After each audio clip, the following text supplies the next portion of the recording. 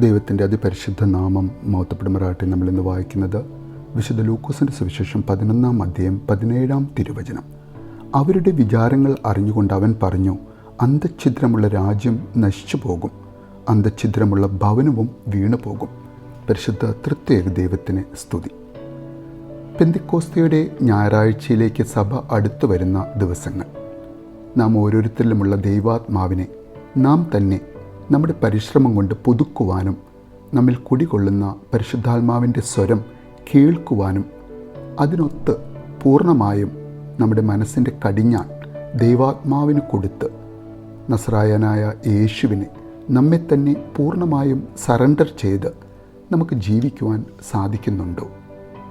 അങ്ങനെയെങ്കിൽ നമ്മിൽ നിന്നും പുറപ്പെടുന്നത് നമ്മിലുള്ള പരിശുദ്ധാത്മാവാം ദൈവം പുറപ്പെടുവിക്കുന്ന സ്നേഹവും സന്തോഷവും സമാധാനവും ദീർഘക്ഷമയും ദയയും പരോപകാരവും വിശ്വസ്തതയും സൗമ്യതയും ഇന്ദ്രിയജയവും മാത്രമായിരിക്കും അല്ലേ? അങ്ങനെയുള്ള ഫലങ്ങൾ ധാരാളം പുറപ്പെടുവിക്കുന്ന വ്യക്തിയാണോ നാം?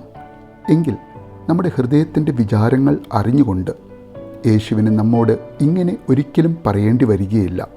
അന്തഛിദ്രമുള്ള ഹൃദയത്തിനുടമയായി സ്വന്തം ഭവനത്തിൽ, താനായിരിക്കുന്ന സ്വന്തം സഭയിൽ, സമൂഹത്തിൽ ഒരു അന്തഛിദ്രം, കൺഫ്യൂഷൻ ഉണ്ടാക്കുവാൻ മുതിരുന്ന ഒരു വ്യക്തിയാണ് നാം എന്ന്.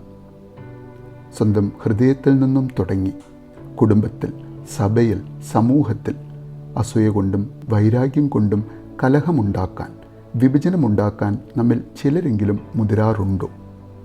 നാം ഒരു വശത്ത് ദൈവത്തെ തേടുകയും അവൻ്റെ ആരാധനകളിൽ, വിശുദ്ധ ബലികളിൽ ഭക്തി നിർഭയം പങ്കുചേരുകയും മറുവശത്ത് നമ്മിൽ കുടികൊള്ളേണ്ട പരിശുദ്ധാത്മാവാം ദൈവത്തെ വെറുപ്പിച്ച് പാപത്തിനടിമപ്പെട്ട് നമ്മുടെ പിടിവാശികളിൽ മുറുകെ പിടിച്ച് നാം അറിയാതെ നാം തന്നെ ഒരു അന്തഛിദ്രത്തിന് കാരണമായി തീരുന്നുണ്ടോ?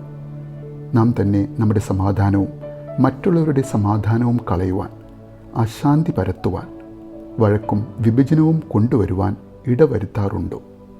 ഉണ്ടാകില്ല അല്ലേ? കാരണം നാം കാത്തിരിക്കുന്ന പരിശുദ്ധാത്മാവാം ദൈവത്തിൻ്റെ നമ്മിലുള്ള പുതുക്കത്തിന് അതൊരു വലിയ തടസ്സമാകും എന്ന് നമുക്കറിയാം.